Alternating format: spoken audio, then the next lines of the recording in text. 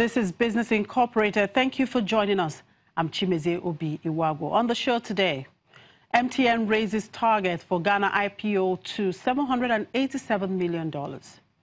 Deutsche Bank sees robust year for South Africa's IPOs and bond sales. Plus, Gabon to revise hydrocarbons law to attract investment.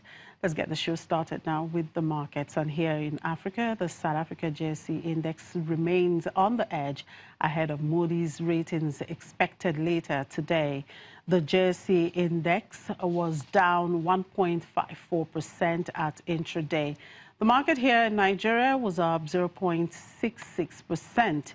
Egypt is closed today, but Nairobi closed up 0.64% on Thursday.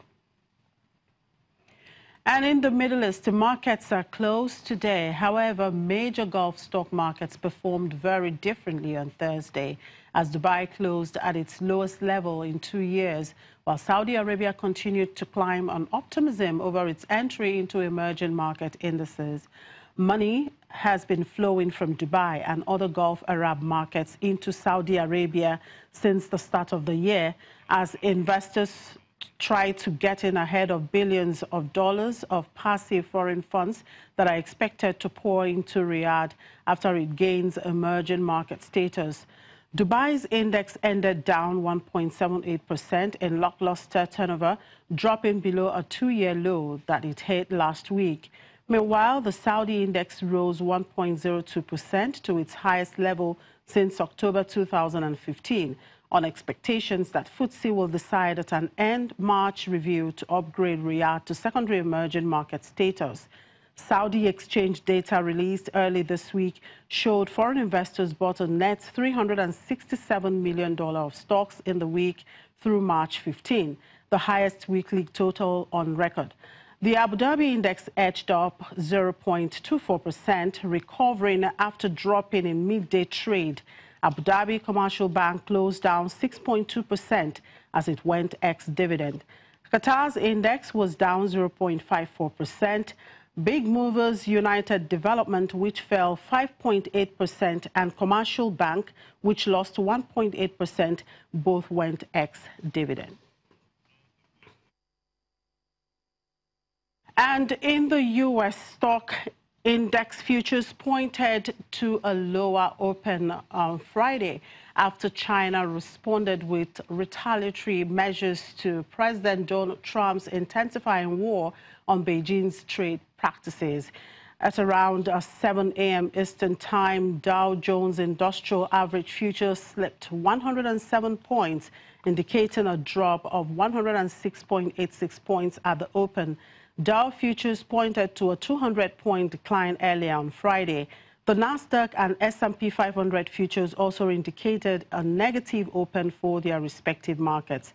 Trump pressed ahead with long-promised anti-China charges on Thursday.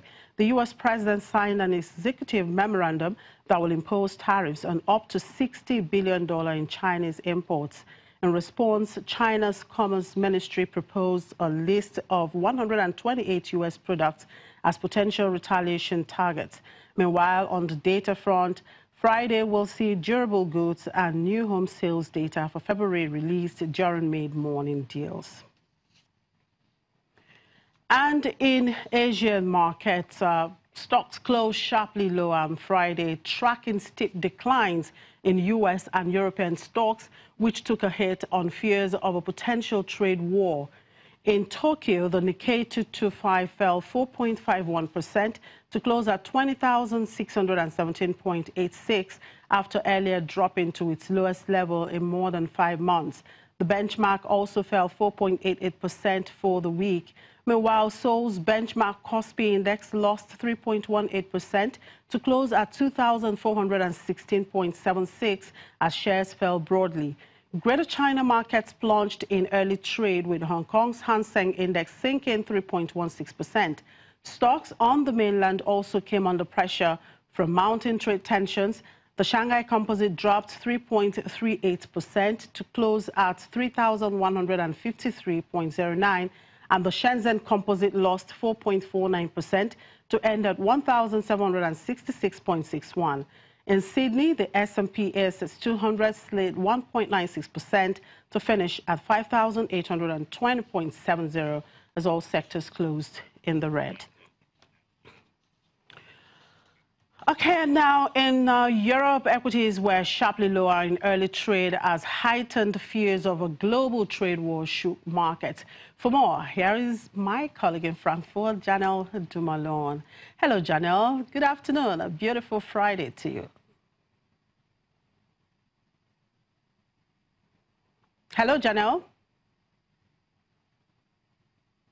Well, if you can hear me, Janelle, do you think the stock markets are overreacting since Thursday to the latest U.S.-China trade spat?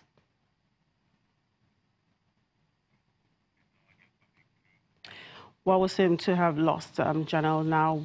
We hope to get through to her as soon as we can. We're moving now back here in Africa. China's Tencent Holdings Limited saw its shares down 4.51% at a midday trading break on Friday after the internet firm's largest shareholder, South African Naspers Limited, said it would lower its stake for the first time in 17 years. The Hong Kong-listed stock opened 7.8% lower, its lowest opening price since February 9, before regaining ground by noon. South African media and e-commerce group Naspers sold up to 190 million Tencent shares. Naspers has raised $9.8 billion from the sale, strengthening its balance sheet and fund growth in its e-commerce businesses.